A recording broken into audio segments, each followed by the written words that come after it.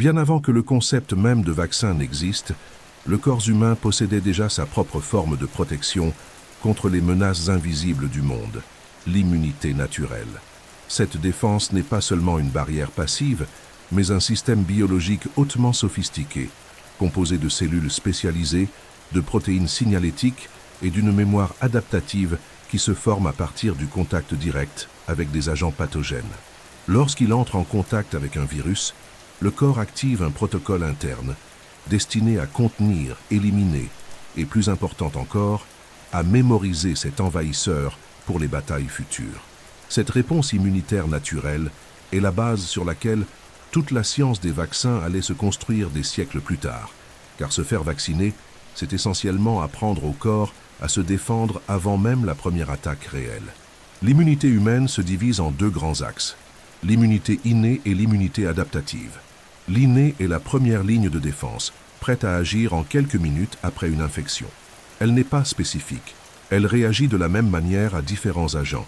Elle comprend des barrières comme la peau, le mucus nasal, l'acide gastrique, ainsi que des cellules comme les macrophages et les neutrophiles, qui patrouillent dans l'organisme à la recherche de signaux de danger.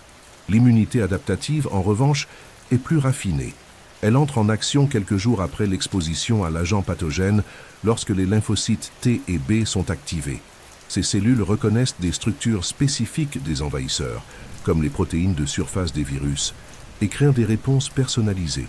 C'est là que naît la mémoire immunologique, une capacité unique de l'organisme à se souvenir des infections passées et à réagir plus rapidement et plus efficacement lors de rencontres ultérieures. Lorsqu'une personne contracte une maladie virale et en guérit, son système immunitaire enregistre la signature de ce virus.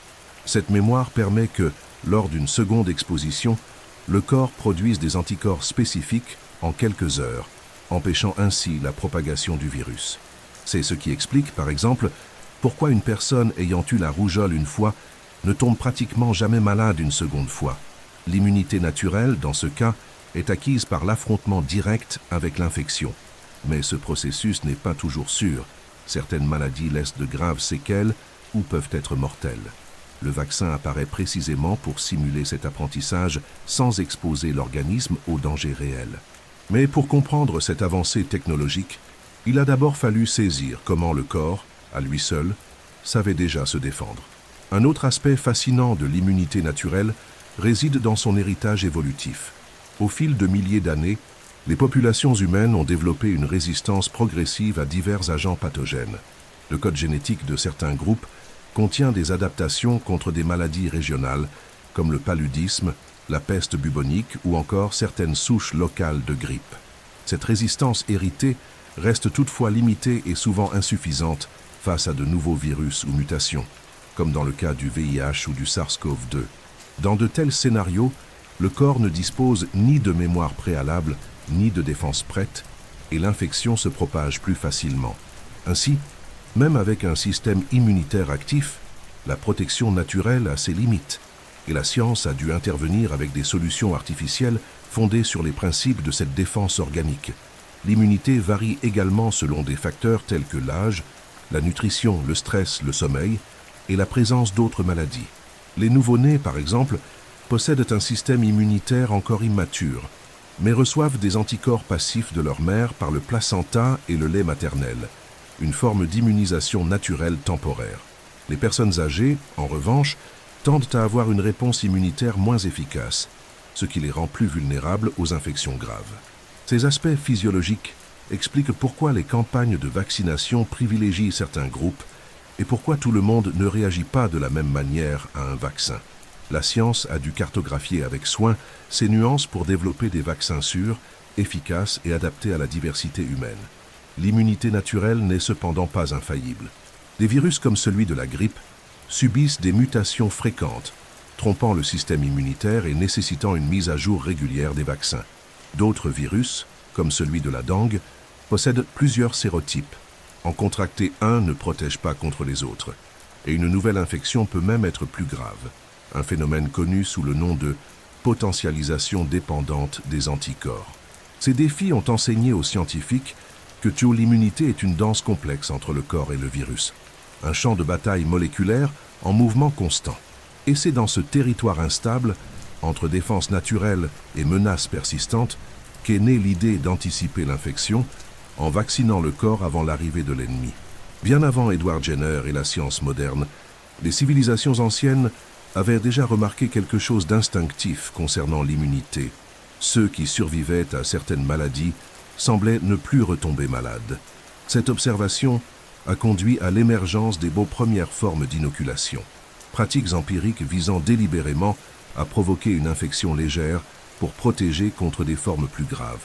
Les archives historiques indiquent que dès le VIe siècle après Jésus-Christ, des médecins chinois et des moines indiens pratiquaient déjà des procédures rudimentaires pour conférer une résistance à la variole, l'une des maladies les plus mortelles de l'histoire humaine. Bien qu'ils ne connaissaient ni les virus, ni les anticorps, ni le système immunitaire, ces cultures ont développé des techniques de variolisation, un ancêtre direct de la vaccination moderne, marquant ainsi le début officieux de la lutte scientifique contre les épidémies. Dans la Chine de la dynastie Tang, puis sous la dynastie Song, des documents décrivent des pratiques où des croûtes de variole étaient broyées et appliquées dans les narines d'enfants en bonne santé. Cette méthode, appelée insufflation nasale, consistait à inhaler une forme atténuée de la maladie, prélevée sur des patients ayant survécu à l'infection. L'idée était simple, mais audacieuse: provoquer une forme bénigne de la maladie afin de garantir une immunité permanente.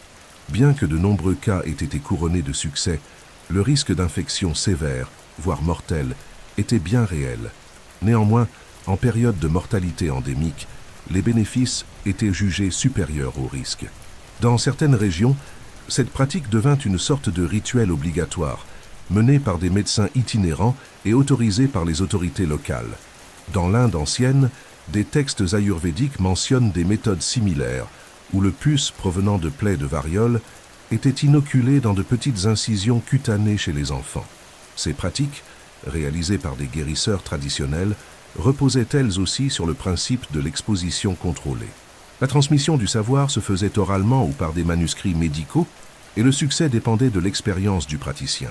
Bien qu'elles aient comporté un haut degré d'empirisme, ces techniques démontraient une compréhension précoce de l'immunité acquise, bien avant la découverte des germes. C'étaient des tentatives courageuses de maîtriser le hasard biologique par l'observation et la répétition. Le monde islamique médiéval a également consigné des expériences similaires. Des médecins persans et arabes, tels que Rhazès et Avicenne, ont décrit des maladies infectieuses et suggéré que certains individus, après avoir été malades, devenaient protégés contre de futures infections. Bien qu'ils n'aient pas développé de pratiques systématiques d'inoculation comme en Asie orientale, ces auteurs ont contribué à préserver et à diffuser des connaissances médicales qui seraient redécouvertes plus tard par la science occidentale. Il est important de souligner que la diffusion de ces idées était souvent liée aux routes commerciales, aux pèlerinages religieux et aux migrations, permettant à ces bons savoirs locaux de traverser les continents et de nourrir l'imaginaire médical d'autres cultures. Malgré ces avancées, la variolisation restait imparfaite et dangereuse.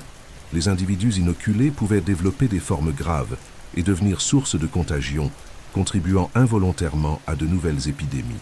De plus, en l'absence de standardisation des doses et de contrôle de la virulence du matériel utilisé, les résultats variaient fortement. Toutefois, son efficacité relative, observée empiriquement, a conduit à son adoption à grande échelle, notamment dans la Chine impériale, où elle fut officiellement recommandée par certains membres de la cour. La méthode traversa les siècles et les océans, étant ensuite introduite dans l'Empire ottoman, et grâce au récit de Lady Mary Wortley Montagu, importé en Europe dès le début du XVIIIe siècle. Ces pratiques millénaires d'inoculation rappellent que la vaccination n'est pas née soudainement, mais qu'elle a évolué au fil des siècles. Elles furent le point de départ d'une quête humaine ancestrale, la volonté de contrôler les maladies par l'intelligence, même lorsque le savoir scientifique restait limité. En observant des schémas, en expérimentant des techniques et en défiant la peur, ces sociétés ont semé les graines de l'un des plus grands progrès de la médecine moderne. Et bien qu'elles n'aient ni microscope, ni laboratoire, ni ADN, leurs méthodes rudimentaires ont ouvert la voie à l'idée la plus puissante de l'immunologie: apprendre au corps à vaincre avant même d'être attaqué. Parmi toutes les maladies qui ont frappé l'humanité, peu furent aussi meurtrières, redoutées et influentes que la variole. Pendant des millénaires, elle a ravagé des villes, des armées et des continents avec une efficacité implacable. Avec des taux de mortalité oscillant entre 20 et 30% et des survivants souvent défigurés ou aveugles, la variole fut bien plus qu'une infection. Elle représenta une terreur culturelle, un jalon dans l'histoire de la santé publique et le principal catalyseur de la naissance du concept moderne de vaccination. On estime que, rien qu'au XXe siècle, elle a tué plus de 300 millions de personnes. Son impact fut si profond qu'il façonna des dynamiques géopolitiques, inspira des théories médicales et provoqua la plus grande campagne d'éradication jamais menée par l'Organisation mondiale de la santé. La variole est causée par un virus du genre orthopoxvirus, en particulier la souche Variola major. Elle se transmet par voie respiratoire ou par contact direct, incubant silencieusement durant environ 12 jours avant que les symptômes n'éclatent brutalement. Forte fièvre, douleur intense, malaise général, puis une éruption cutanée douloureuse évoluant en pustules purulentes sur tout le corps. Ces lésions sont hautement infectieuses et la progression de la maladie est rapide. Le système immunitaire est placé sous une pression extrême et les complications, telles que pneumonie, encéphalite ou septicémie, sont fréquentes. Ceux qui survivaient en gardaient souvent des cicatrices profondes ou des séquelles permanentes, comme la cécité. Pendant des siècles, la variole fut perçue comme une malédiction inévitable. Ces épidémies décimaient des populations entières, notamment dans les zones densément peuplées ou parcourues par les pèlerins et les commerçants. La maladie accompagnait les armées, franchissait les frontières et, avec la colonisation européenne, fut transportée vers les Amériques, l'Afrique et l'Asie, anéantissant des populations indigènes qui n'avaient jamais été exposées au virus. Dans nombre de ces régions, la variole devint une arme involontaire de l'impérialisme, détruisant des sociétés dépourvues d'immunité préalable. Les épidémies catastrophiques au Mexique, au Pérou et en Amérique du Nord contribuèrent à l'effondrement de civilisations entières. L'histoire de la variole est aussi celle de l'inégalité immunologique entre les peuples. Face à ce scénario de terreur récurrente, l'humanité chercha désespérément des moyens de prévention. La variolisation, déjà pratiquée en Asie, commença à se diffuser en Europe au début du XVIIIe siècle, portée par des récits positifs venus de l'Empire ottoman et de la Chine. La procédure consistait à introduire des sécrétions de lésions de patients légers chez des personnes saines. Bien qu'efficace dans la majorité des cas, elle restait risquée et la crainte populaire était compréhensible. C'est dans ce contexte qu'un médecin anglais, Edward Jenner, fit une observation révolutionnaire. Les laitières ayant contracté la version bovine de la variole, la cowpox, semblaient immunisées contre la variole humaine. Cette idée allait changer le monde. En 1796, Jenner réalisa son expérience historique. Il préleva du pus d'une lésion de cowpox sur une jeune laitière appelée Sarah Nelmes et l'inocula à un garçon de 8 ans, James Phipps. L'enfant tomba légèrement malade, mais se rétablit rapidement. Quelques semaines plus tard, Jenner l'exposa à la variole humaine, et il ne tomba pas malade. L'enfant était immunisé. Pour la première fois, une infection contrôlée et sûre avait généré une protection spécifique contre une maladie mortelle. Jenner appela cette méthode vaccination, en hommage au mot latin vacas vache. C'est ainsi que naquit le principe moderne de l'immunisation. La découverte de Jenner fut accueillie avec enthousiasme par certains et avec scepticisme par beaucoup. Les médecins conservateurs, certains milieux religieux et une partie de la population résistèrent à l'idée d'injecter du matériel animal dans le corps humain. Pourtant, les résultats parlaient d'eux-mêmes. En quelques décennies, les campagnes de vaccination se répandirent en Europe et en Amérique, réduisant drastiquement les flambées de variole. Au cours du XIXe siècle, les gouvernements commencèrent à adopter des programmes publics de vaccination, souvent obligatoires. L'idée qu'une maladie mortelle pouvait être prévenue sans souffrance directe devint non seulement plausible, mais nécessaire. Et tout cela commença par une observation, une hypothèse audacieuse, et le courage d'un médecin défiant le statu quo. La variole fut donc bien plus que la première maladie combattue par des vaccins. Elle constitua le laboratoire naturel où naquit une révolution scientifique. Elle fut la première maladie à faire l'objet d'une campagne mondiale d'éradication, et à ce jour, la seule éradiquée de la Terre, dans son intégralité, déclarée disparue par l'OMS en 1980. Son histoire est un puissant rappel de l'impact que la connaissance scientifique peut avoir sur la réalité humaine. C'est aussi la preuve que, même face à la peur, au doute et à la mort, la science peut apprendre, s'adapter et, en fin de compte, triompher. À la fin du XVIIIe siècle, le monde vivait encore sous la menace constante de la variole, une maladie qui défigurait les visages, aveuglait les enfants et endeuillait des familles entières. La médecine de l'époque tentait de contenir ce fléau par des méthodes telles que la variolisation, une forme primitive et risquée d'induction de l'immunité. Mais ce fut le médecin anglais, Edward Jenner, en 1796, qui fit le pas décisif qui allait transformer à jamais l'histoire de l'immunité et de la santé publique. En observant que les femmes qui trayèrent les vaches semblaient épargnées par la variole, Jenner eut l'une des intuitions les plus importantes de la science. Peut-être que l'exposition préalable à une forme plus bénigne du virus pouvait protéger contre la maladie mortelle. Ce qu'il testa, documenta et prouva avec courage devint le fondement de toute l'immunologie moderne, la vaccination. Le raisonnement de Jenner était audacieux. Il savait que nombre de laitières contractaient une maladie bénigne appelée cowpox, ou variole bovine, caractérisée par des lésions aux mains, mais qui évoluait rarement de manière grave. D'après les récits locaux, ces femmes contractaient rarement la variole humaine, même en période d'épidémie. Déterminé à vérifier cette hypothèse, Jenner recueillit le pus d'une lésion de cowpox sur la main de la laitière Sarah Nelms et l'inocula à un garçon de 8 ans, James Phipps. Quelques jours plus tard, l'enfant présenta une légère fièvre et un malaise, mais se remit rapidement. Quelques semaines plus tard, Jenner l'exposa au matériel infectieux de la variole humaine. Le résultat fut frappant. James Ian développa pas la maladie. Il était immunisé. La découverte ne fut pas immédiatement célébrée. De nombreux médecins de l'époque la jugeaient contraire à l'éthique, dangereuse ou même absurde.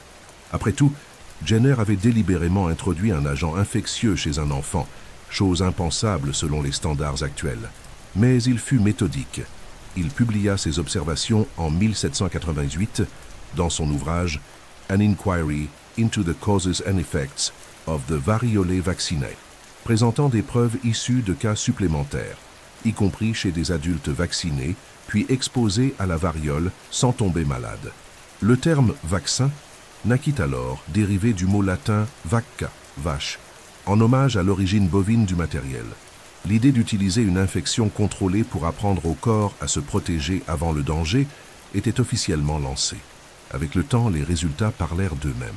La méthode de Jenner était plus sûre que la variolisation traditionnelle et offrait une immunité durable avec des effets secondaires minimes.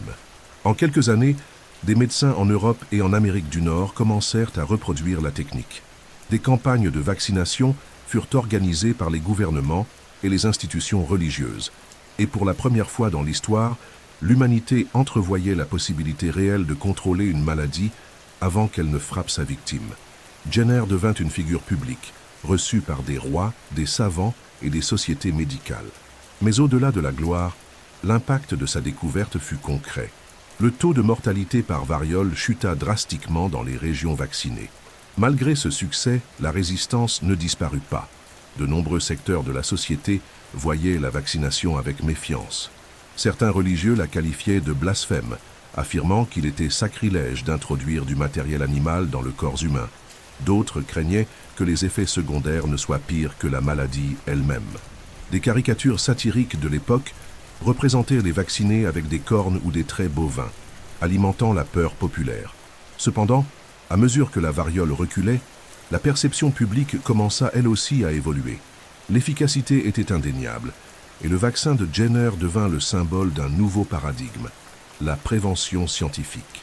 La révolution de Jenner transcende son époque parce qu'elle introduisit 3 concepts fondamentaux: que le corps pouvait être biologiquement entraîné à se défendre, que cela pouvait être fait avec sécurité et méthode, et que la diffusion d'une pratique médicale, fondée sur des preuves, pouvait transformer la santé publique à l'échelle mondiale. Son travail ouvrit la voie à des scientifiques comme Pasteur, Koch ou Sabin, qui, dans les décennies suivantes, développèrent des vaccins contre la rage, le typhus, la tuberculose ou la poliomyélite, en suivant toujours la même logique: simuler l'ennemi pour préparer les défenses. Jenner mourut en 1823 mais son héritage continua de grandir pendant 2 siècles. Son nom est gravé dans des monuments, sur des pièces et dans des ouvrages. Mais son véritable héritage vit dans chaque dose administrée, dans chaque enfant protégé, dans chaque épidémie évitée. Le vaccin, né de pustules bovines et du courage d'un médecin de campagne, inaugura l'ère de la médecine préventive et offrit à l'humanité, pour la première fois, la possibilité d'anticiper la mort et de la vaincre. Avec la graine semée par Edward Jenner, le monde médical commençait à comprendre qu'il était possible d'induire une immunité sans que la personne ait à affronter directement la forme la plus dangereuse d'une maladie.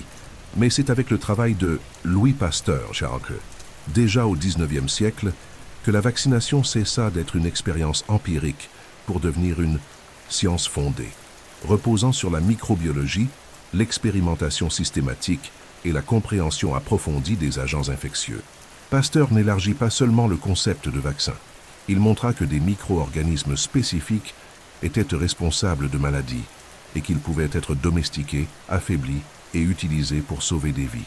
Ainsi naquit la vaccination scientifique, précise, issue du laboratoire et reproductible. Louis Pasteur était chimiste de formation, mais c'est son intérêt pour la fermentation et la putréfaction qui le mena vers la microbiologie. En étudiant le vin et le lait, il découvrit que des micro-organismes invisibles étaient responsables de leur altération. Il proposa alors la théorie germinale des maladies, à une époque où beaucoup de médecins croyaient encore aux causes mystiques ou aux déséquilibres des humeurs. Pasteur démontra par des expériences rigoureuses que des maladies spécifiques étaient causées par des microbes spécifiques et qu'il était possible d'affaiblir ces agents en laboratoire. Cette idée fut révolutionnaire. Si l'on pouvait contrôler les germes, peut-être pouvait-on aussi apprendre au corps à s'en protéger sans tomber malade. Le moment décisif survint avec les expériences de Pasteur sur la rage. La rage était une maladie mortelle, provoquant des souffrances extrêmes, une paralysie progressive et une mort inévitable dès l'apparition des symptômes. Il n'existait aucun remède. Pasteur, en collaboration avec Émile Roux, entreprit d'étudier le virus de la rage dans les cerveaux d'animaux infectés. Après plusieurs passages successifs entre lapins et des séchages contrôlés du tissu nerveux, il obtint une version atténuée du virus PEXA-V. En 1885, un garçon de 9 ans, Joseph Meister, attaqué par un chien enragé, fut conduit à Pasteur qui, bien que n'étant pas médecin, administra une série d'injections avec le virus atténué. L'enfant survécut. Pour la première fois, un vaccin avait été développé rationnellement, en laboratoire contre une maladie virale mortelle. L'impact fut immédiat. L'expérience avec Joseph Meister transforma Pasteur en une figure publique internationale. Les scientifiques et les gouvernements commencèrent à investir dans la création d'instituts de recherche inspirés de son modèle. En 1888, on fonda à Paris l'Institut Pasteur-AC, consacré à la production de vaccins, à la recherche microbiologique et à la formation de chercheurs. La vaccination cessa d'être une pratique isolée pour devenir une politique de santé publique fondée sur une science reproductible, avec contrôle de qualité, protocole de laboratoire et objectifs épidémiologiques. Dans les décennies suivantes, apparurent des vaccins contre le typhus, le choléra, la tuberculose et le charbon, tous inspirés des méthodes et des principes établis par Pasteur. À la différence de Jenner, qui utilisait du matériel biologique brut sans connaître les agents pathogènes, Pasteur identifiait les micro-organismes impliqués, savait comment les manipuler et cherchait à les rendre moins agressifs sans perdre leur capacité à stimuler le système immunitaire. Cette technique, appelée atténuation, devint la norme dans de nombreux vaccins développés par la suite. Pasteur défendait également que l'immunisation devait être appliquée avant l'exposition à l'agent pathogène, à titre préventif. Mais son succès avec la rage, une maladie à évolution lente, démontra que dans certains cas, il était possible de vacciner même après le contact, à condition d'agir suffisamment vite. Avec Pasteur, la vaccination acquit un cadre théorique solide.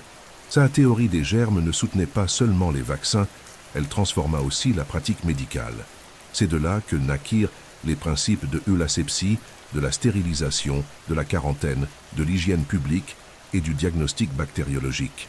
La médecine cessa d'être passive et réactive pour devenir préventive, fondée sur la connaissance des causes des maladies. De plus, Pasteur inaugura l'ère des laboratoires modernes, lieux de recherche appliqués avec un impact direct sur la santé des populations.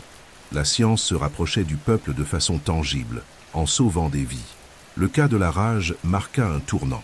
Pour la première fois, l'humanité maîtrisait une maladie virale grâce à la connaissance microbiologique. La vaccination cessa d'être une pratique empirique répétée et devint une intervention rationnelle, fondée sur des principes biologiques compris et reproductibles.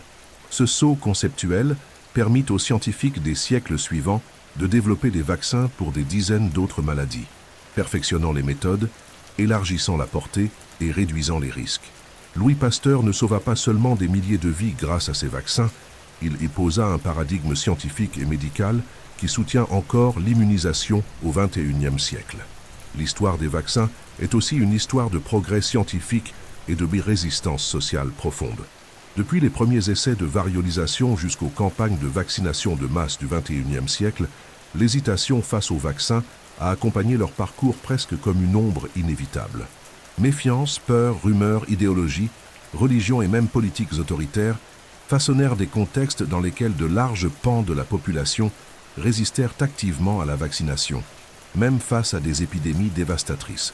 Comprendre ces réactions n'est pas seulement utile pour interpréter le passé, mais essentiel pour faire face aux défis contemporains de la désinformation et du négationnisme scientifique. Dès le XVIIIe siècle, lorsqu'Edward Jenner introduisit la vaccination contre la variole à partir de matériel bovin, les critiques apparurent immédiatement. Des caricatures publiées dans la presse suggéraient que les vaccinés pouvaient développer des caractéristiques bovines, avec des cornes ou des museaux poussant sur leur visage. L'idée d'introduire des substances animales dans le corps humain suscitait l'inquiétude. Elle était considérée comme contre nature et même pécheresse. Plusieurs chefs religieux accusèrent la vaccination d'interférer avec le plan divin, affirmant que les maladies étaient des punitions de Dieu et qu'elles ne devaient pas être évitées artificiellement. D'autres groupes, influencés par une vision libertaire, considérèrent la vaccination comme une violation de la liberté corporelle et de l'autonomie individuelle, un thème qui traverserait les siècles. Avec l'institutionnalisation de la vaccination, surtout au XIXe siècle, les conflits s'intensifièrent. Au Royaume-Uni, le Vaccination Act de 1853 rendit la vaccination contre la variole obligatoire pour tous les enfants, sous peine d'amende pour les parents. La réaction fut immédiate. Des milliers de personnes se mirent à manifester publiquement contre la loi, organisant protestations, rassemblements et fondant des ligues anti-vaccination. La plus importante eut lieu à Leicester en 1885 et réunit plus de 80 000 personnes. Les accusations allaient des supposés effets secondaires graves aux théories complotistes sur le contrôle de la population. Le mouvement fut si puissant que le gouvernement britannique dut créer des clauses d'exemption, et le débat sur la liberté face à la santé publique devint mondial. Aux États-Unis, la résistance trouva également un terrain fertile. À la fin du XIXe et au début du XXe siècle, avec l'essor des campagnes de vaccination contre la variole et la diphtérie, plusieurs États adoptèrent des lois obligatoires. En réaction, apparurent des pauvres associations anti-vaccination organisées, comme l'Anti-Vaccination Society of America, qui dénonçait la tyrannie médicale. L'un des épisodes les plus marquants eut lieu en 1905, lors du procès Jacobson 20, Massachusetts, au cours duquel la Cour suprême statua que l'État avait le droit d'imposer une vaccination obligatoire en période d'épidémie, à condition de respecter des critères scientifiques et éthiques. Cette décision établit le précédent légal pour les interventions sanitaires contraignantes dans le monde entier. Au Brésil, la résistance fut tout aussi intense et, à un certain moment, violente. La fameuse révolte de la vaccination, qui eut lieu à Rio de Janeiro en 1904, marqua l'apogée du rejet populaire. La ville traversait un processus d'urbanisation forcée avec des expulsions violentes, une misère croissante et une population appauvrie acculée par des épidémies de fièvre jaune et de variole. Le gouvernement, dirigé par Rodrigues Alves et avec Oswaldo Cruz à la tête de la santé publique, décréta la vaccination obligatoire contre la variole avec droit d'entrée forcé dans les foyers. La population réagit par la révolte. Des protestations éclatèrent. Des tramways furent détruits. Des bâtiments publics attaqués et l'armée dut intervenir. La violence cessa seulement avec la répression militaire. La vaccination fut suspendue, mais l'épisode montra que, sans dialogue ni confiance, même la science la mieux intentionnée peut échouer. La résistance au vaccin a toujours trouvé de nouvelles formes d'expression, s'adaptant aux contextes technologiques et politiques. Au XXIe siècle, avec l'essor d'Internet et des réseaux sociaux, une nouvelle vague de désinformation apparut, amplifiée par les algorithmes et les groupes organisés. Des rumeurs sur des puces, la stérilité, la manipulation génétique et des théories complotistes circulèrent à grande vitesse. Pendant la pandémie de Covid-19, même face à une urgence mondiale, des millions de personnes refusèrent des vaccins sûrs et efficaces, motivés par la peur, la méfiance et, dans de nombreux cas, l'instrumentalisation politique du doute scientifique. Le négationnisme devint un problème de santé publique aussi grave que le virus lui-même. Pourtant, l'histoire montre que la résistance peut être réduite lorsque l'on pratique la transparence, l'accès à une information claire, le respect culturel et l'engagement communautaire. Lorsque la science dialogue avec la population plutôt que d'imposer uniquement des protocoles, les taux d'adhésion augmentent. Des initiatives comme la vaccination dans les écoles, le soutien de leaders religieux et des campagnes éducatives basées sur l'empathie se sont révélées efficaces pour reconstruire la confiance. La leçon, répétée siècle après siècle, est claire. La science triomphe des virus, mais ce n'est qu'avec l'aide de la société qu'elle peut vaincre la peur. Au cœur de chaque vaccin réussi se trouve un principe biologique soigneusement conçu, présenter au système immunitaire une image inoffensive de l'ennemi, suffisante pour apprendre au corps à se défendre sans provoquer la maladie réelle. Cette tâche exige une ingénierie précise du pathogène, et c'est là qu'entrent en jeu deux des piliers de la vaccination classique, les vaccins atténués et les vaccins inactivés. Ces deux approches ont dominé l'immunologie pendant plus d'un siècle et continuent encore aujourd'hui de protéger des milliards de personnes à travers le monde. Comprendre leur fonctionnement, c'est comprendre ce qui rend le corps humain capable de prévoir une menace avant même qu'elle ne survienne. Les vaccins atténués sont produits à partir de virus ou bactéries vivants, mais affaiblis en laboratoire, de manière à ne pas provoquer la maladie chez les individus sains, tout en conservant leur structure reconnaissable pour le système immunitaire. Le processus d'atténuation peut se faire par passage successif de l'agent infectieux dans des cellules non humaines, par exposition à des températures contrôlées ou par sélection de mutations moins virulentes. Le résultat est un organisme presque identique au réel, mais qui se réplique lentement et est rapidement neutralisé par les défenses du corps. Parmi les exemples notables figurent les vaccins contre la rougeole, les oreillons, la rubéole et la fièvre jaune. Comme ils ressemblent étroitement aux pathogènes d'origine, ces vaccins déclenchent en général des réponses immunitaires robustes et durables, souvent après 1 ou 2 doses seulement. Les vaccins inactivés, eux, utilisent des virus ou bactéries à tuer chimiquement ou par la chaleur, de sorte qu'ils ne puissent plus se répliquer ni causer la maladie. Ils conservent toutefois les antigènes, les structures de surface reconnues par le système immunitaire. Cette technique exige davantage de soins, car la stimulation immunitaire est plus faible que celle des vaccins vivants. C'est pourquoi ils nécessitent souvent si haut de rappel et des adjuvants, substances qui renforcent la réponse. Les exemples classiques incluent les vaccins contre l'hépatite A, la poliomyélite, sous forme injectable, le choléra et la rage. Leur avantage est la sécurité. Ils peuvent être administrés même à des personnes immunodéprimées, comme les transplantés ou les patients atteints de cancer. Le choix entre vaccins atténués et inactivés dépend de nombreux facteurs: gravité de la maladie, stabilité du pathogène, logistique de distribution, caractéristiques de la population ciblée et risques particuliers. Les vaccins atténués, par exemple, nécessitent une chaîne du froid stricte, car les micro-organismes vivants sont sensibles à la température. Les inactivés, plus stables, peuvent être stockés plus longtemps, ce qui facilite les campagnes dans les régions à infrastructures précaires.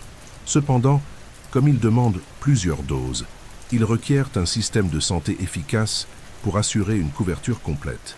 Les deux méthodes, bien qu'anciennes, restent utilisées avec succès, car elles respectent le principe fondamental de l'immunisation: exposer sans blesser, enseigner sans nuire.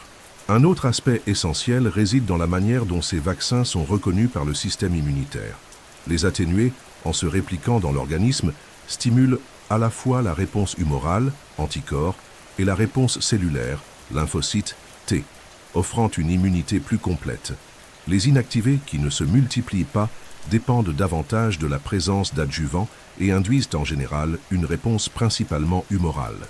La science moderne a perfectionné ces techniques, créant des versions combinées, multivalentes et même encapsulées, grâce à la nanotechnologie afin d'augmenter l'efficacité et de réduire les effets indésirables.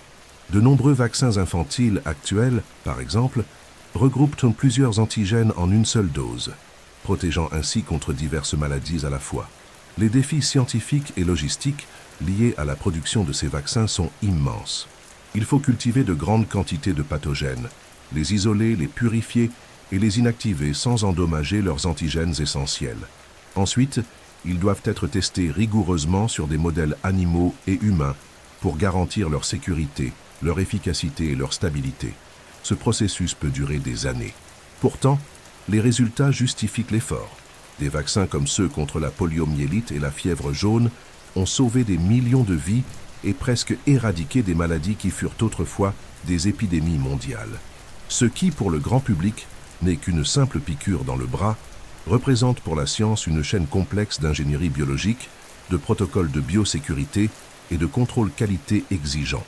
Ces deux modèles, atténués et inactivés, ont constitué la colonne vertébrale de l'immunologie pendant plus de 100 ans.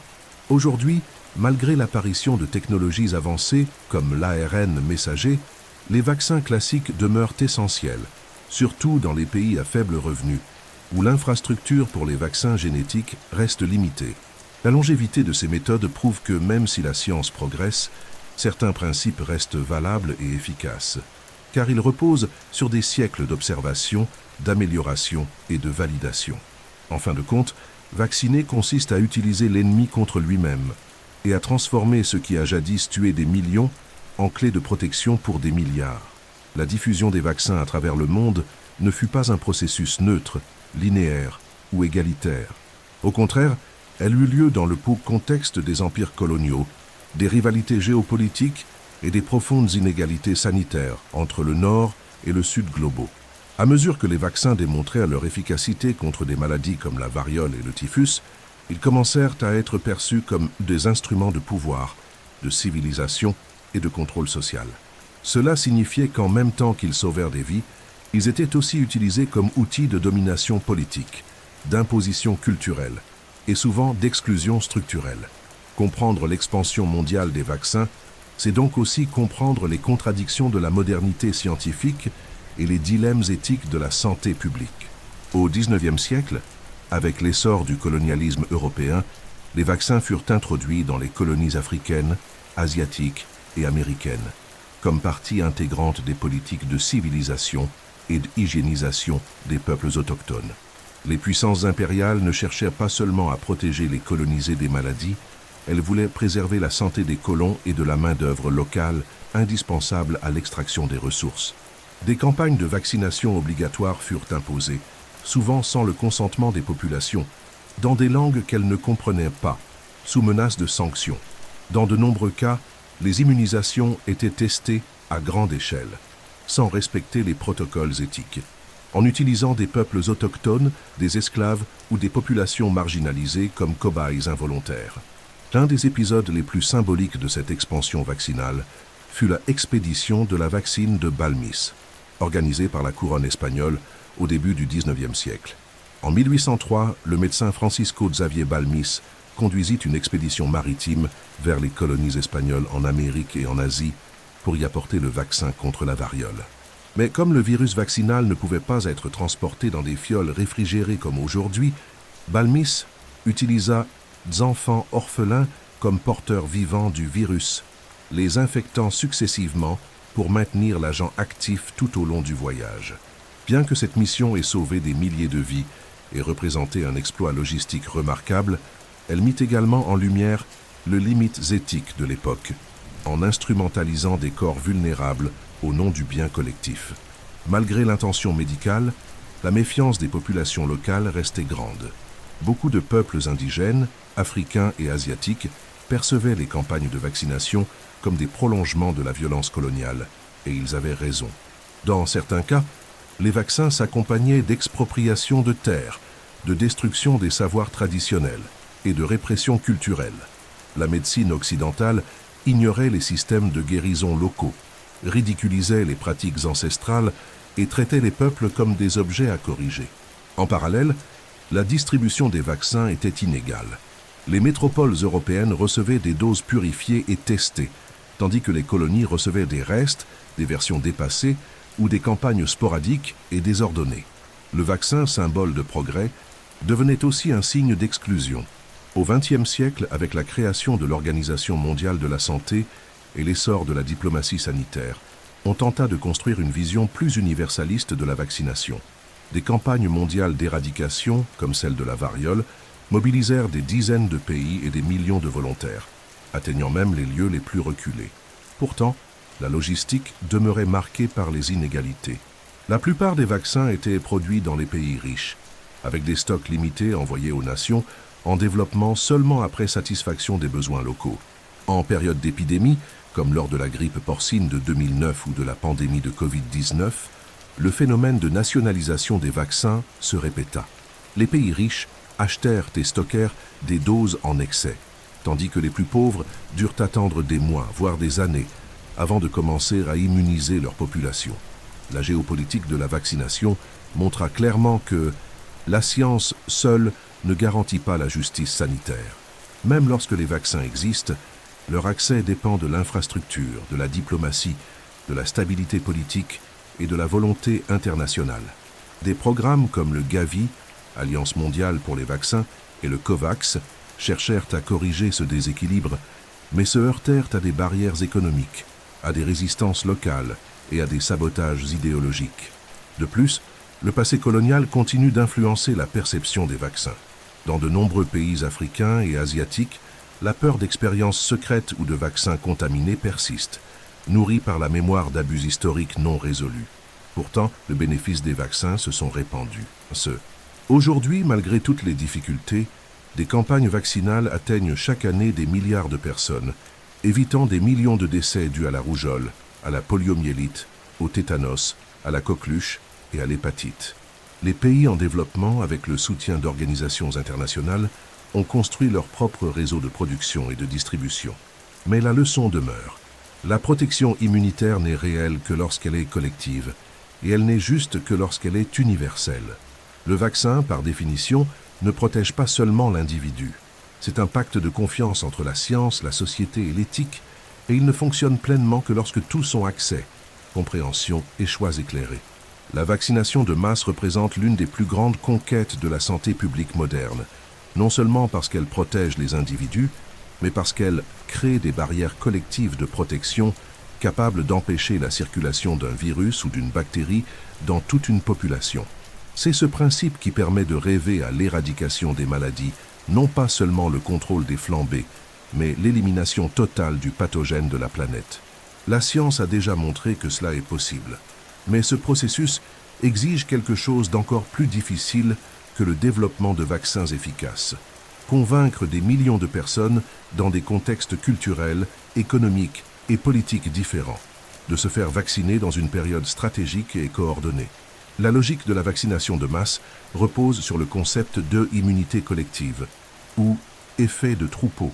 Lorsqu'un pourcentage critique de la population est immunisé contre une maladie transmissible, la chaîne d'infection se rompt. Cela signifie que même les non-vaccinés, comme les nouveau-nés, les personnes immunodéprimées ou celles qui ne répondent pas au vaccin sont protégées, car le virus ne trouve pas suffisamment d'hôtes pour se propager. Le pourcentage nécessaire varie selon la maladie. Dans le cas de la rougeole, extrêmement contagieuse, la couverture doit dépasser 95%. Pour la poliomyélite, une couverture de 80% peut suffire. Le succès dépend donc non seulement de l'efficacité du vaccin, mais aussi de l'adhésion massive de la population. Un exemple historique de réussite absolue fut l'éradication de la variole, déclarée par l'Organisation mondiale de la santé en 1980.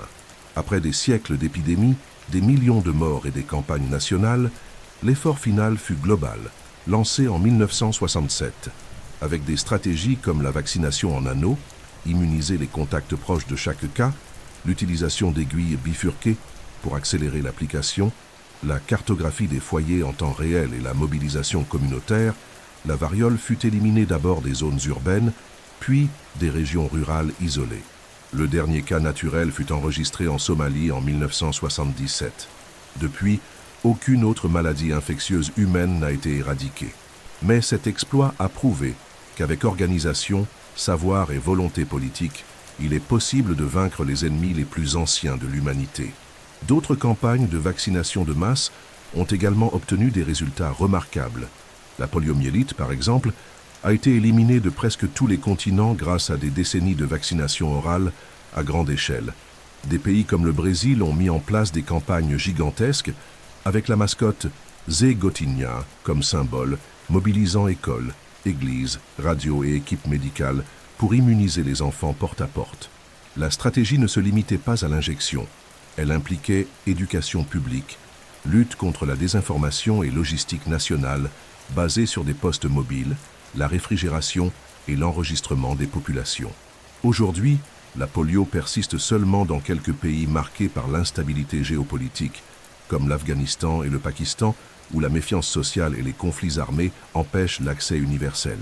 La vaccination de masse a aussi été essentielle pour réduire drastiquement des maladies comme la rougeole, la rubéole, la diphtérie et la coqueluche. L'introduction de calendriers vaccinaux unifiés, combinés à des campagnes scolaires et à des rappels, a permis à des millions d'enfants de grandir sans affronter d'épidémies courantes il y a encore quelques décennies. Dans certains pays, comme les pays nordiques, le Japon ou Cuba, la couverture vaccinale dépasse régulièrement 95%, rendant ces maladies pratiquement inexistantes.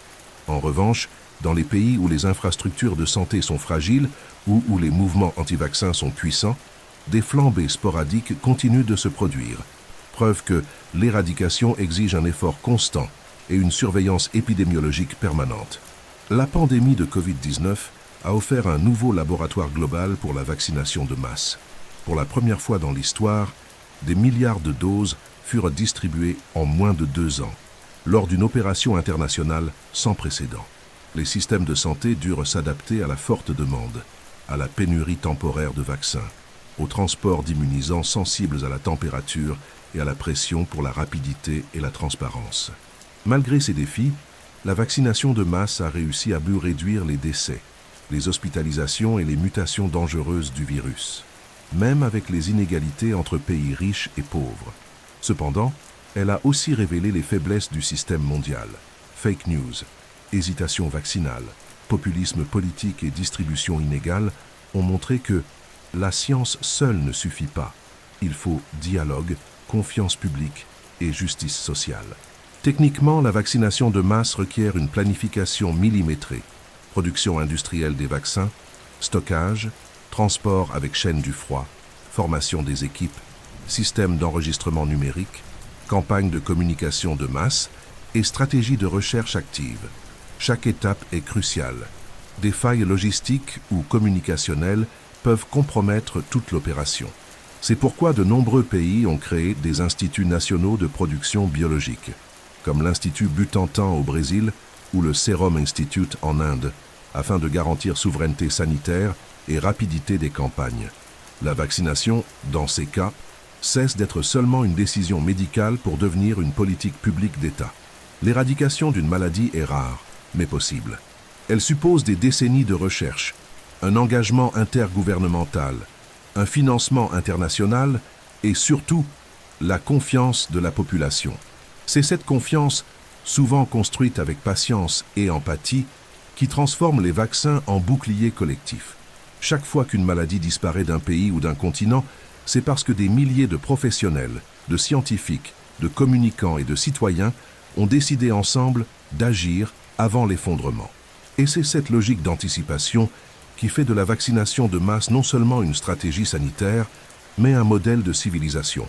Pendant des siècles, les vaccins dépendirent de virus atténués, de bactéries inactivées ou de fragments de micro-organismes cultivés et manipulés en laboratoire. Ce modèle, bien qu'efficace, exigeait des temps de production longs, une infrastructure complexe et des matériaux biologiques vivants. Mais en 2020, au plus fort de la pandémie de Covid-19, une nouvelle technologie jusque-là prometteuse s'imposa comme protagoniste de la plus grande campagne vaccinale de l'histoire, les vaccins à ARN messager. Ils ne représentaient pas seulement une avancée dans la rapidité de réponse à l'urgence sanitaire, mais aussi l'inauguration d'une nouvelle étape de l'immunologie, plus rapide, plus précise et au potentiel presque illimité. Le principe des vaccins à ARN messager, ARNM, est élégant et radical. Au lieu d'introduire le virus ou une partie de celui-ci dans l'organisme, comme dans les vaccins traditionnels, c'est le corps humain lui-même qui est instruit de produire temporairement une protéine virale, contre laquelle le système immunitaire apprendra à réagir. Pour cela, les scientifiques synthétisent en laboratoire une molécule d'ARN qui code, par exemple, pour la protéine spike du SARS-CoV-2 impliquée dans l'entrée du virus dans les cellules. Cette molécule est encapsulée dans des nanoparticules lipidiques et injectée dans le bras du patient. Une fois dans les cellules, l'ARN est lu comme un manuel d'instruction. La cellule fabrique la protéine cible, qui est ensuite présentée au système immunitaire, sans qu'il y ait jamais d'infection réelle. Cette technologie présente plusieurs avantages. Le premier est la rapidité de développement. Dès que le code génétique du nouveau coronavirus fut séquencé en janvier 2020, des laboratoires comme BioNTech et Moderna purent immédiatement commencer la production de l'ARN messager correspondant. En moins d'un an, des vaccins à ARNM furent testés, approuvés et distribués à grande échelle, chose impensable avec les techniques conventionnelles qui auraient exigé culture virale, purification et tests plus lents. De plus, la plateforme ARNM est hautement flexible. Elle peut être adaptée rapidement aux nouvelles variantes ou maladies émergentes en modifiant simplement la séquence génétique de l'ARN. Cela ouvre la voie à des vaccins personnalisés contre le cancer, le VIH, la grippe saisonnière et même certaines maladies auto-immunes. Un autre grand avantage des vaccins à ARNM est l'absence de matériel infectieux. Comme ils n'utilisent pas de partie réelle du virus, mais uniquement sa recette génétique synthétique, le risque d'effets secondaires graves liés à la réplication virale est pratiquement nul. De plus, l'ARN n'entre pas dans le noyau cellulaire et n'altère pas l'ADN humain. Il est rapidement dégradé après avoir rempli sa fonction. La réponse immunitaire générée est robuste, avec production d'anticorps neutralisants et activation des cellules T. Cela explique pourquoi les vaccins à ARNM contre la COVID-19 ont montré des taux d'efficacité élevés, même face à des variants agressifs comme Delta et Omicron. Cependant, cette nouvelle technologie a aussi posé des défis. L'ARN messager est une molécule extrêmement instable, qui se dégrade facilement sous l'effet de la chaleur, de la lumière ou des enzymes. Ainsi, les premiers vaccins nécessitaient un stockage à des températures ultra basses, autour de 70 degrés C, ce qui compliquait la distribution dans les pays pauvres ou les régions reculées. Avec le temps, des versions plus stables furent mises au point et les chaînes logistiques adaptées, mais cela révéla l'importance de l'infrastructure technologique et de l'accès équitable à l'innovation. De plus, la nouveauté de cette technologie suscita la méfiance d'une partie de la population, alimentant des théories complotistes sur la modification génétique, la surveillance ou des effets à long terme, bien qu'aucune de ces allégations n'ait de base scientifique. Le succès des vaccins à ARNM contre la COVID-19 ouvrit un nouveau chapitre pour l'immunologie. Entreprises et universités investissent désormais dans des applications pour des cancers spécifiques, comme le mélanome et le cancer du poumon, où le vaccin apprendrait au système immunitaire à reconnaître les protéines mutantes des cellules tumorales. D'autres recherches visent des vaccins contre le VIH, le paludisme, l'hépatite C et même des maladies rares, tous basés sur le même principe: livrer un message génétique sûr et temporaire pour entraîner le corps. Cela représente un changement de paradigme. Le vaccin cesse d'être un produit biologique fixe pour devenir une plateforme de programmation immunologique, adaptable, évolutive et potentiellement universelle. Cette révolution n'a été possible que grâce à des décennies de recherche discrètes. Des scientifiques comme Katalin Karikó et Drew Weissman, longtemps marginalisés, passèrent des années à perfectionner des techniques pour stabiliser l'ARN et réduire son caractère inflammatoire. Leurs découvertes, publiées bien avant la pandémie, furent décisives pour que la réponse à la COVID-19 soit si rapide. Le prix Nobel de médecine qui leur fut attribué en 2023 reconnut non seulement l'impact de leurs travaux, mais aussi l'importance de la science fondamentale. persévérante et patiente, même lorsque ses fruits n'apparaissent qu'en temps de crise. Avec les vaccins à ARNM, l'humanité a franchi un pas technologique comparable à la découverte des antibiotiques ou au déchiffrement du génome humain. C'est la naissance de l'une nouvelle génération de vaccins, potentiellement plus sûrs, plus rapides et personnalisables. Mais comme toute révolution scientifique, elle exige aussi des responsabilités, équité dans l'accès, éthique dans l'application et dialogue transparent avec la population. Car, en fin de compte, le vaccin reste bien plus que des molécules ou de la technologie. Il est un pacte de confiance entre la science et la société. Malgré les avancées impressionnantes de la science immunologique et la rapidité de la réponse à la pandémie de Covid-19, les défis contemporains de la vaccination vont bien au-delà de la biotechnologie. Aujourd'hui, le monde affronte un paradoxe inquiétant. Même avec des vaccins efficaces et accessibles, des millions de personnes restent non protégées, en raison de la désinformation, du refus actif ou des inégalités structurelles. La réalité actuelle est marquée par la présence simultanée de nouvelles variantes virales hautement mutables, de mouvements négationnistes mondialisés et d'un phénomène social silencieux mais dangereux, la fatigue pandémique. Ensemble, ces facteurs représentent la nouvelle frontière du combat entre science et virus.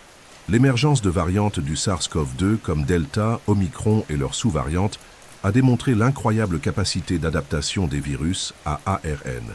En mutant sur la protéine Spike, justement la cible des vaccins à ARNM, ces variantes ont réussi à contourner partiellement l'immunité acquise. Bien que les vaccins demeurent efficaces pour prévenir les formes graves et les décès, leur protection contre l'infection a diminué avec le temps, nécessitant des doses de rappel, des mises à jour de l'antigène vaccinal et des stratégies combinées de prévention. Ce processus remet en cause l'idée publique qu'un vaccin doit fonctionner une fois pour toutes et révèle la nécessité d'une communication continue avec la population sur la nature évolutive des virus. Parallèlement aux défis biologiques, un phénomène encore plus difficile à combattre se développe, le négationnisme scientifique.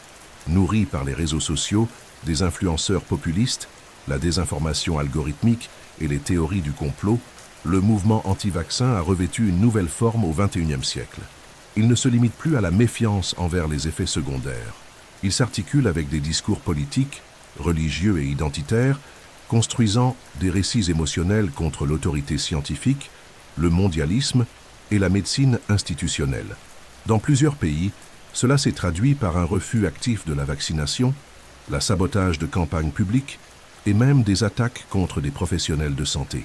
La science, perçue par certains comme alliée de la liberté et de la vie, est vue par d'autres comme un instrument de contrôle ou de manipulation. Au Brésil, comme dans de nombreux autres pays, les campagnes de vaccination qui autrefois atteignaient plus de 95% de couverture ont commencé à reculer, en particulier chez les enfants. Des maladies naguère contrôlées, comme la rougeole et la poliomyélite, ont refait surface. Une partie de ce phénomène est due à la fatigue pandémique. L'épuisement émotionnel et psychologique, après des années d'urgence sanitaire, de confinement, de deuils familiaux et d'excès d'informations contradictoires. Beaucoup de personnes, même bien informées, ont commencé à éviter les nouvelles, à négliger les calendriers vaccinaux et à refuser les rappels par simple lassitude. Cela a créé des brèches immunologiques, où des maladies transmissibles ont recommencé à circuler, alors même que les vaccins restent disponibles et efficaces. De plus, l'impact direct des fake news se propage avec une vitesse supérieure à celle de la vaccination elle-même. Des rumeurs affirmant que les vaccins provoquent l'infertilité, modifient l'ADN, contiennent des micropuces ou causent des morts subites sont fausses, mais elles atteignent en quelques secondes des millions de téléphones portables, souvent sous une forme paraissant crédible. Des études démontrent que les informations fausses ont jusqu'à 6 fois plus de chances d'être partagées que les vraies, parce qu'elles suscitent la peur, l'indignation et l'urgence. Pour lutter contre cela, il ne suffit pas de corriger les erreurs avec des données techniques.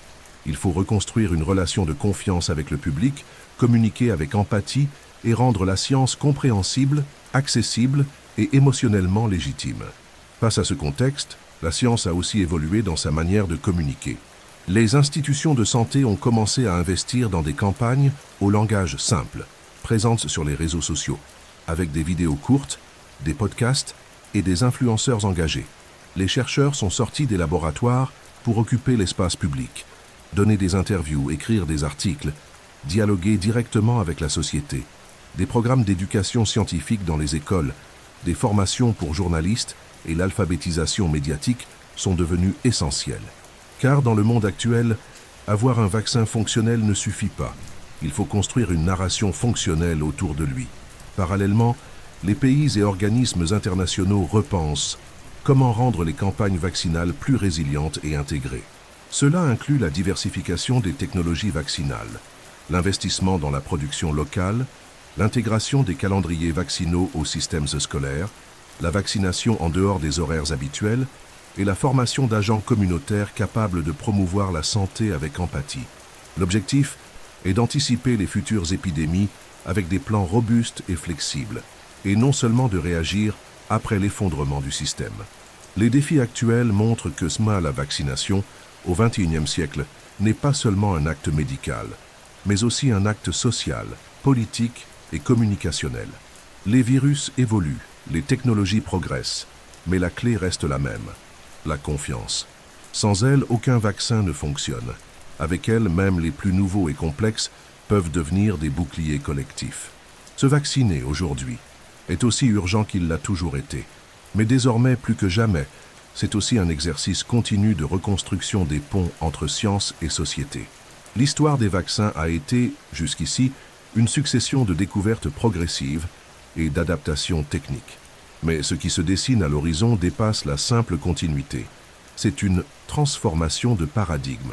L'avenir de l'immunisation s'oriente vers une ère où il ne s'agira plus seulement de réagir aux maladies, mais d'anticiper et de personnaliser les défenses du corps humain, grâce à la précision génétique, à l'intelligence artificielle et à l'ingénierie moléculaire. Les vaccins cesseront d'être seulement un bouclier collectif contre des virus connus pour devenir d'instruments de programmation immunologique individualisés, capables de prévenir, moduler et même inverser des processus biologiques complexes. Bienvenue dans l'ère des vaccins du futur. Parmi les innovations les plus prometteuses figurent les vaccins à ADN. Contrairement aux vaccins à ARN messager, qui instruisent temporairement les cellules à produire des antigènes, les vaccins à ADN utilisent deux plasmides, petits fragments circulaires de DNA synthétique qui pénètrent dans les cellules et ordonnent directement la production de la protéine cible. Ces plasmides ne s'intègrent pas au génome humain et sont rapidement dégradés après l'expression des antigènes. Leur grande force est leur non-stabilité thermique. Les vaccins à ADN peuvent être stockés à température ambiante pendant des mois, facilitant leur distribution dans les pays à faible revenu. Leur production est peu coûteuse, rapide et hautement adaptable. Des essais cliniques sont en cours pour des maladies comme Zika, chikungunya, l'hépatite B et certains cancers. Une autre frontière est la recherche de bio-vaccins universels, en particulier contre des virus hautement mutables comme la grippe et le VIH.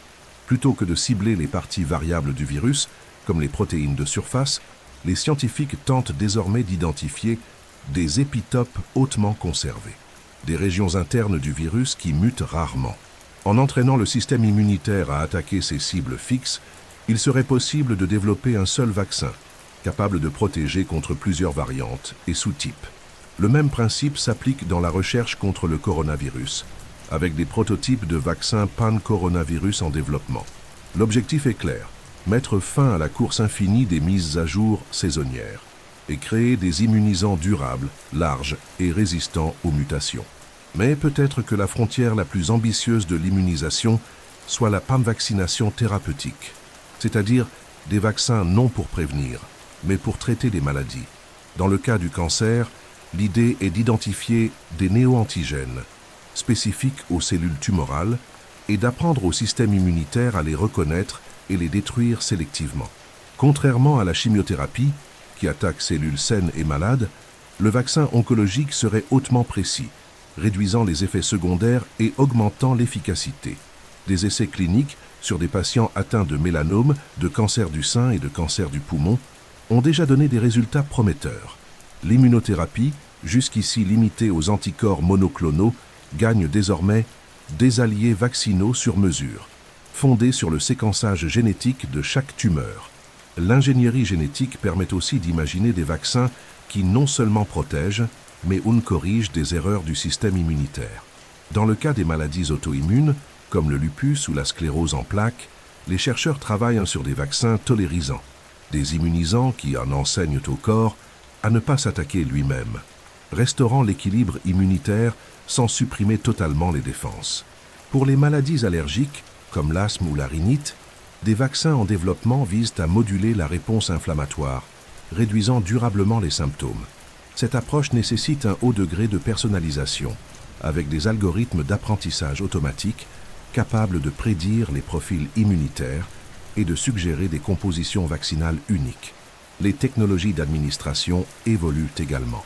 Sont déjà testés des vaccins en patch cutané à micro-aiguilles, qui dispensent de seringues et permettent l'auto-administration, des vaccins inhalés pour les maladies respiratoires et des immunisants oraux encapsulés dans des nanoparticules résistantes au pH gastrique. Ces innovations élargissent non seulement l'accès, mais améliorent l'acceptation chez les personnes ayant peur des aiguilles, les jeunes enfants et les populations vulnérables. Elles permettent aussi une immunisation de masse dans des contextes d'urgence, avec une logistique simplifiée et une moindre dépendance vis-à-vis de professionnels qualifiés. L'avenir passe aussi par l'intégration des données. Avec l'essor de la santé numérique, il sera possible de développer des passeports immunologiques génomiques, où chaque individu disposera d'une cartographie de sa réponse immunitaire, de ses allergies, de son historique vaccinal et de ses susceptibilités génétiques. Cela permettra de concevoir des vaccins sur mesure, combinés à des rappels adaptatifs et à des plans d'immunisation personnalisés tout au long de la vie. Au lieu de calendriers vaccinaux universels, chacun pourrait avoir son agenda immunologique de précision, basé sur sa génétique, son mode de vie, sa localisation géographique et ses expositions environnementales. Enfin, reste la frontière éthique et sociale. Toute révolution technologique s'accompagne de dilemmes d'accès, de consentement, d'équité et de confidentialité. Qui aura accès aux vaccins personnalisés? Qui financera la recherche sur les maladies négligées? Comment garantir que les données génétiques ne seront pas utilisées de manière discriminatoire? L'avenir de la vaccination ne sera brillant que s'il est éthique, inclusif et durable. La science progresse vite, mais elle doit être accompagnée de politiques publiques, de législations adaptées et d'un engagement sociétal. Vacciner le corps n'est qu'une partie du défi. Vacciner la société contre la peur, l'inégalité et l'exclusion est tout aussi vital. Derrière chaque statistique de vaccination se cache une vérité dérangeante. L'accès aux vaccins n'a jamais été réellement égalitaire. Tandis que certaines populations reçoivent rapidement des immunisants de dernière génération, d'autres attendent des mois ou ne les reçoivent jamais. L'histoire de l'immunisation, depuis ses débuts jusqu'à l'ère des vaccins à ARNM, est intimement liée aux inégalités économiques, géopolitiques et raciales. Même lorsque la science parvient à développer des vaccins efficaces, la question qui demeure est « qui est vacciné en premier et pourquoi ?» La réponse implique presque toujours bien plus que des critères médicaux. Elle touche au pouvoir, à l'argent et aux priorités politiques. Pendant la pandémie de Covid-19, le phénomène de nationalisation des vaccins a mis cette réalité en lumière. Les pays riches, disposant d'un accès direct aux laboratoires pharmaceutiques et de ressources financières pour signer des contrats de plusieurs milliards, ont acquis des milliards de doses avant même la fin des essais cliniques. Les États-Unis, par exemple, achetèrent suffisamment de vaccins pour immuniser leur population plus de 3 fois. Pendant ce temps, des dizaines de pays en Afrique, en Asie et en Amérique latine ont subi en des mois de pénurie, dépendant de dons de consortiums multilatéraux ou d'accords diplomatiques. Le système international de coopération échoua à garantir une distribution équitable. Le consortium COVAX, censé promouvoir la justice vaccinale, souffrit de manque de doses, de logistique précaire et d'un soutien politique insuffisant. Mais l'inégalité n'existe pas seulement entre les nations. À l'intérieur de chaque pays, certains groupes reçoivent historiquement les vaccins en premier et d'autres beaucoup plus tard. Dans les zones urbaines riches, l'accès est rapide, avec des centres bien équipés, des informations claires et une disponibilité constante. Dans les communautés rurales, les périphéries, les villages indigènes ou les zones de conflit, on manque de seringues, d'électricité pour conserver les immunisants et même de professionnels formés. La langue des campagnes ne reflètent pas toujours la diversité culturelle, et la peur du système de santé est réelle parmi des populations ayant subi abus, négligence ou expérimentation non consentie. Dans ces contextes, le vaccin est perçu moins comme une protection que comme une imposition extérieure. L'inégalité vaccinale possède aussi des racines historiques et structurelles. Pendant des siècles, les systèmes de santé ont été conçus pour servir d'abord ceux qui vivaient près du centre politique et économique. Les populations noires, indigènes, réfugiées, quilombolas ou migrantes se sont toujours trouvées à la périphérie des politiques sanitaires. Même lorsqu'elles étaient incluses dans des campagnes, elles étaient souvent traitées de manière verticale, sans écoute ni participation. L'idée que tout vaccin est un bien universel ignore le fait que l'accès à ce bien dépend d'infrastructures, de confiance, de culture et de citoyenneté pleine.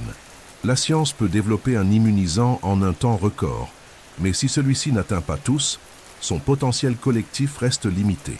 De plus, le brevet et le monopole industriel accentuent l'inégalité.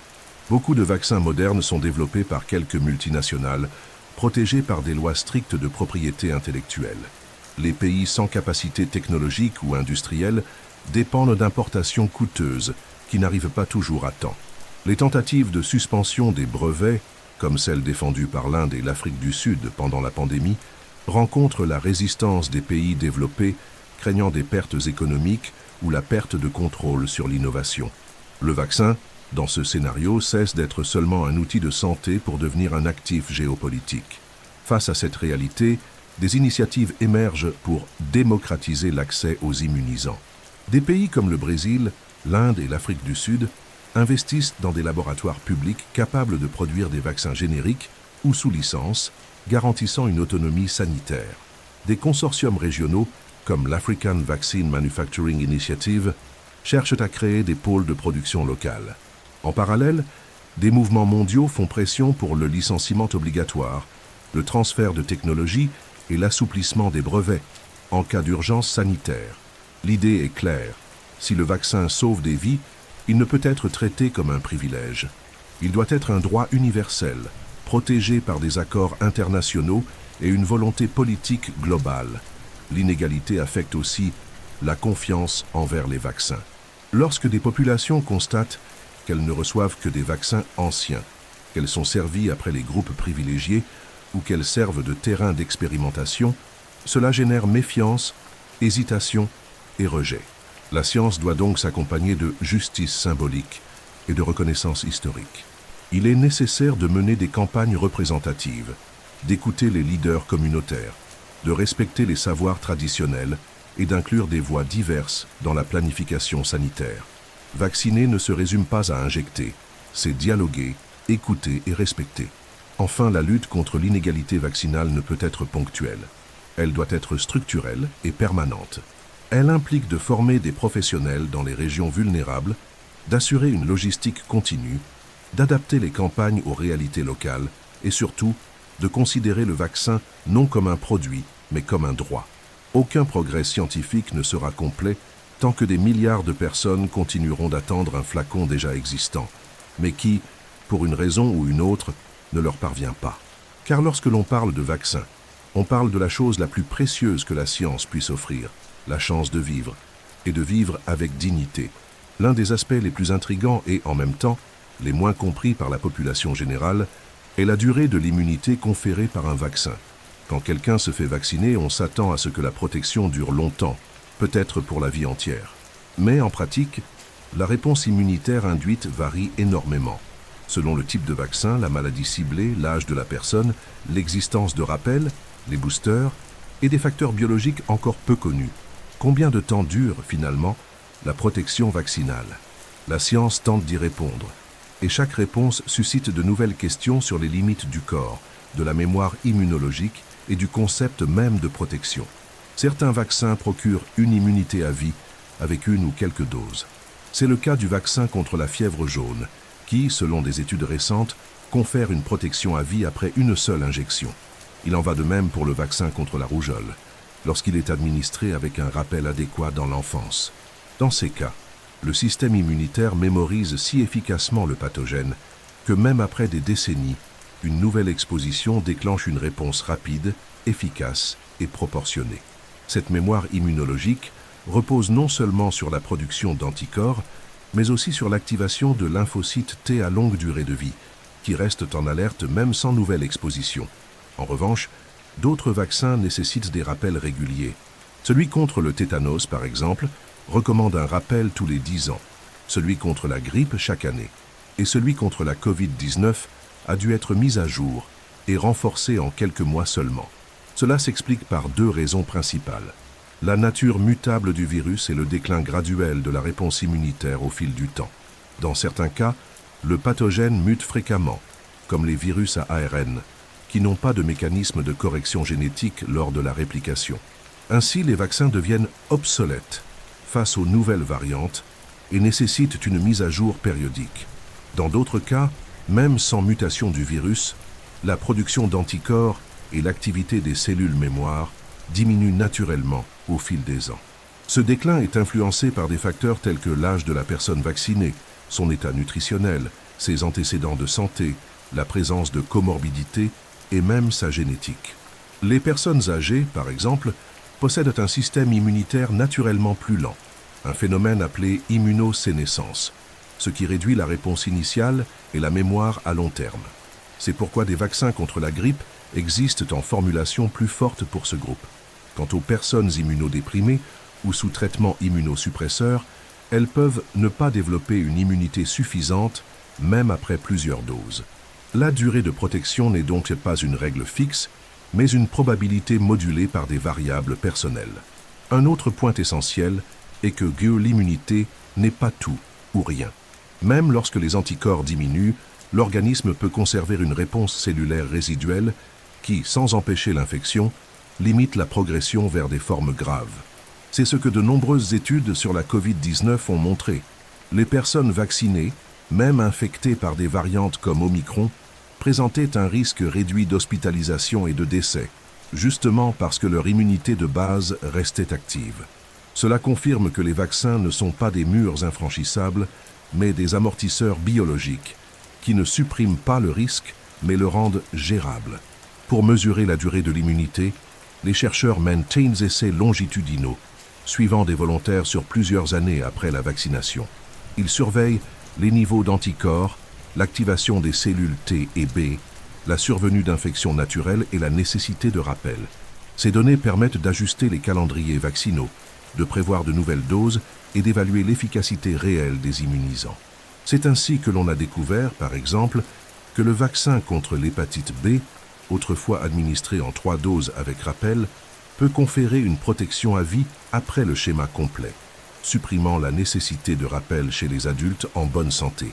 L'avenir des vaccins s'oriente vers un modèle plutôt personnalisé et prédictif.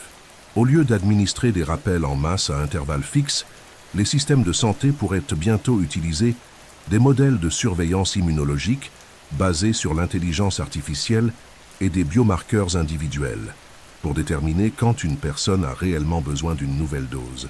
Cela serait particulièrement utile pour des maladies à faible circulation, mais à risque élevé, comme le tétanos ou la fièvre typhoïde, et pour les cas d'immunisation thérapeutique contre le cancer, où la réponse doit être ajustée en temps réel. Enfin, il faut rappeler que la durée de la protection dépend aussi du comportement collectif. Un vaccin fonctionne mieux lorsque tout l'entourage est vacciné. Même si votre protection individuelle décline, le fait d'évoluer dans un environnement immunisé réduit vos chances d'exposition, constituant une barrière externe.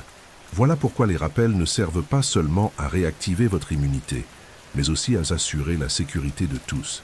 La protection est un cycle, et ce cycle n'est complet que lorsque chaque maillon de la chaîne est entretenu avec responsabilité et science. Depuis les temps les plus anciens, lorsque des guérisseurs inhalèrent des croûtes de variole séchées pour tenter d'induire une résistance, jusqu'aux laboratoires modernes qui manipulent l'ARN avec une précision atomique, l'histoire des vaccins est, en réalité, l'histoire de l'effort humain pour contrôler l'invisible. Elle est faite de progrès scientifiques, certes, mais aussi de courage, d'erreurs, de résistance et de pactes collectifs. Car se vacciner n'a jamais été seulement un acte technique, c'est un geste profondément humain. C'est la reconnaissance que notre vulnérabilité peut se transformer en protection lorsque nous agissons ensemble, guidées par la connaissance. Chaque dose administrée porte en elle des siècles de découvertes, de débats philosophiques sur l'éthique, la liberté et le bien commun. Chaque flacon contient non seulement des antigènes, mais des fragments de la lutte contre la mort, contre la peur, contre l'ignorance. Les vaccins ont permis à l'humanité de franchir des limites autrefois jugées infranchissables, éradiquer des maladies, protéger les plus faibles, vivre plus longtemps et mieux. Ils ont transformé des enfances autrefois interrompues par les infections en vie complète. Ils ont changé des zones de guerre épidémiologique en territoires d'espérance. Mais tout cela n'a été possible que parce qu'à un moment donné, des communautés entières ont choisi de faire confiance. Cette confiance, cependant, n'est jamais acquise. Elle doit être renouvelée, expliquée, cultivée. Nous vivons à une époque où la désinformation circule plus vite que les virus, où le doute est fabriqué par des algorithmes et où la science est constamment mise à l'épreuve. Dans ce contexte, se faire vacciner et défendre la vaccination devient un acte de résistance éthique. C'est affirmer que la vie d'autrui compte, que la douleur de l'autre m'affecte, que prévenir est un geste de soin qui traverse les générations. Car celui qui se vaccine ne se protège pas seulement lui-même. Il protège le nourrisson qui ne peut encore recevoir sa dose, la personne âgée immunodéprimée, la voisine en chimiothérapie. Se vacciner est donc un acte de civilisation. Et pourtant, il reste beaucoup à faire. Des maladies oubliées frappent encore des communautés pauvres. Des immunisants coûteux demeurent le privilège de quelques-uns. La méfiance sociale, souvent née d'expériences réelles d'exclusion, éloigne encore des populations entières des campagnes de santé. L'équité vaccinale reste un objectif non atteint, et l'avenir de l'immunisation sera mesuré non seulement par le nombre de vaccins disponibles, mais par le nombre de vies qui y auront réellement accès. Car tant qu'il y aura des enfants sans protection, des adultes vulnérables et des peuples entiers en marge du système immunitaire global, la science aura encore une dette envers l'humanité. Il existe toutefois de l'espoir. La pandémie de Covid-19 a prouvé que nous étions capables de produire des milliards de doses en un temps record, d'adapter des technologies, de redéfinir des frontières politiques et d'investir dans des solutions collectives. Elle a également montré que les réseaux de solidarité, entre professionnels de santé, scientifiques, enseignants et communicants, sont puissants lorsqu'ils sont bien coordonnés. Le vaccin demeure un pont entre la biologie et l'éthique, entre le laboratoire et l'espace public, entre l'individu et le collectif. Et chaque campagne réussie est plus qu'un objectif atteint. C'est une célébration silencieuse de ce que l'humanité accomplit lorsqu'elle agit avec intelligence et compassion. L'histoire des vaccins, en définitive, n'est pas achevée. Elle s'écrit encore à chaque nouvelle technologie, à chaque nouvel enfant protégé, à chaque maladie vaincue et à chaque personne convaincue par l'argument de la science. C'est une histoire en cours d'écriture, dans les laboratoires, dans les salles de classe, dans les centres de santé, dans les conversations familiales. Et peut-être, lorsque nous regarderons en arrière, serons-nous face à l'une des plus grandes expressions de notre capacité à imaginer un monde meilleur, un monde où vivre ne soit pas seulement survivre, mais un choix conscient de prendre soin les uns des autres.